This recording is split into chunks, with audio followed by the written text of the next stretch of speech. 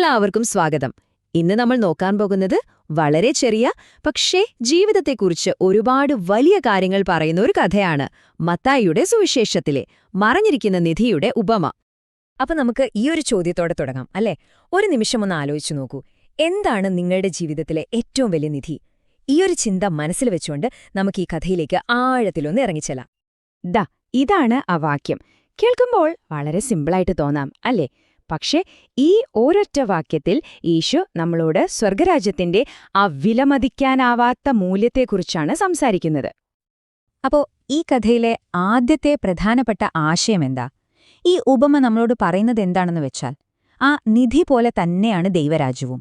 ഒറ്റ നോട്ടത്തിൽ നമുക്കത് കാണാൻ പറ്റില്ല. ഈ ഒരു താരതമ്യം ഒന്ന് ശ്രദ്ധിച്ചു നോക്കിയേ. പുറമേക്ക് നോക്കുമ്പോഴൊരു സാധാരണ വയൽ, പക്ഷെ അതിന്റെ ഉള്ളിലോ വിലമതിക്കാൻ പറ്റാത്തൊരു നിധി. ഒരുപക്ഷെ നമ്മുടെയൊക്കെ ആത്മീയ ജീവിതവും ദൈവവുമായുള്ള ബന്ധവും ഇതുപോലെയാണ്. പുറത്തുള്ള ലോകം അതിന്റെ വില ചിലപ്പോൾ തിരിച്ചറിഞ്ഞില്ലെന്ന് വരും, പക്ഷെ അതിന്റെ ഉള്ളിലെ മൂല്യം അത് ഭയങ്കര വലുതാണ്. പുറമേക്ക് ഇങ്ങനെയൊക്കെ സാധാരണമായിട്ട് തോന്നാമെങ്കിലും ആ വയലിൽ ഒരു നിർണായകമായ നിമിഷം വരുന്നുണ്ട്. അതാണ് ആ കണ്ടെത്തലിന്റെ നിമിഷം. അതിനെ തുടർന്നുണ്ടാകുന്ന ഒരു വലിയ തിരിച്ചറിവ്. അപ്പോ ആ മനുഷ്യന്റെ പ്രവൃത്തികളൊന്ന് നോക്കൂ. അതിലൊരു സംശയവുമില്ല. പകരം എന്താണ്? തികയ്യ സന്തോഷമാണ് ഓരോ ചുവടിലും നമ്മൾ കാണുന്നത്.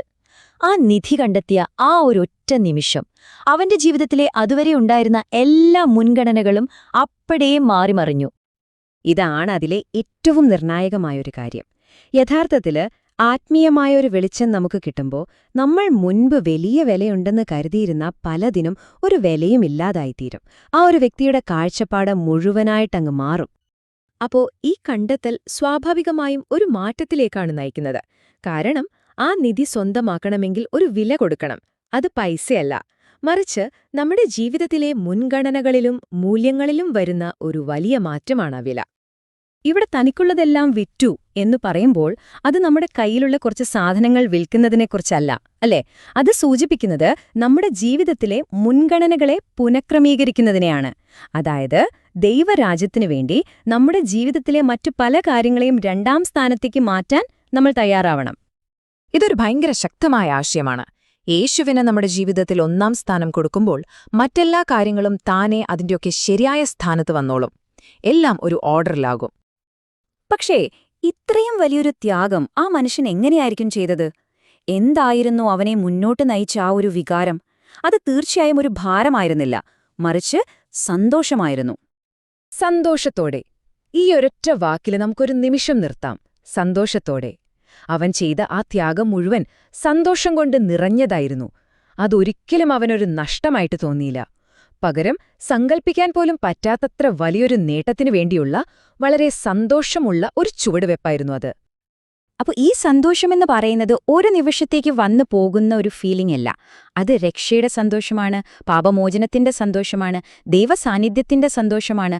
ആഴത്തിലുള്ളതും എപ്പോഴും നിലനിൽക്കുന്നതുമായൊരവസ്ഥയാണത്.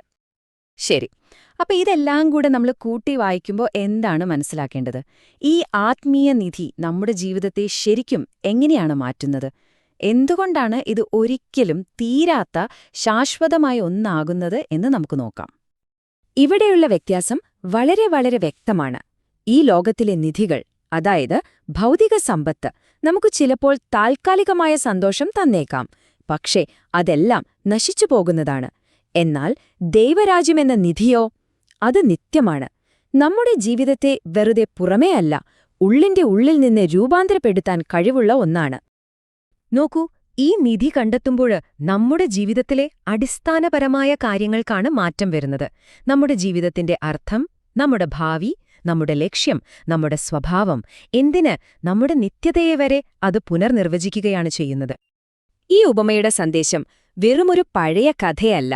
അത് സത്യത്തിൽ നമുക്ക് ഓരോരുത്തർക്കുമുള്ള ഒരു ക്ഷണമാണ്. ഈ അവസരം നമുക്കെല്ലാവർക്കും മുന്നിലുണ്ട്. നമ്മുടെയൊക്കെ ഈ തിരക്ക് പിടിച്ച സാധാരണ ജീവിതത്തിന്റെ ആ വയലിനുള്ളിൽ തന്നെയാണ് ഈ അമൂല്യമായ നിധി ഒളിഞ്ഞിരിക്കുന്നത്. നമ്മൾ കണ്ടെത്താനായി കാത്തിരിക്കുന്ന ഈ നിധിക്ക് നമ്മുടെ ജീവിതത്തെ മൊത്തത്തിൽ രൂപാന്തരപ്പെടുത്താൻ കഴിയും. അതൊരു ചെറിയ മാറ്റമല്ല, നമ്മുടെ ജീവിതത്തിന്റെ ദിശയെ തന്നെ മാറ്റുന്ന ഒരു സമ്പൂർണ്ണ പരിവർത്തനമാണത്. അതുകൊണ്ട് ഈ ഉപമയുടെ പ്രധാനപ്പെട്ട സന്ദേശം ഇതാണ്: ജീവിതത്തിലെ യഥാർത്ഥ മൂല്യം എന്താണെന്ന് തിരിച്ചറിഞ്ഞ് അതിനൊന്നാം സ്ഥാനം കൊടുക്കുമ്പോൾ നമ്മൾ കണ്ടെത്തുന്നത് ഒരിക്കലും അവസാനിക്കാത്ത, അളക്കാനാവാത്ത ഒരു വലിയ സന്തോഷമാണ്.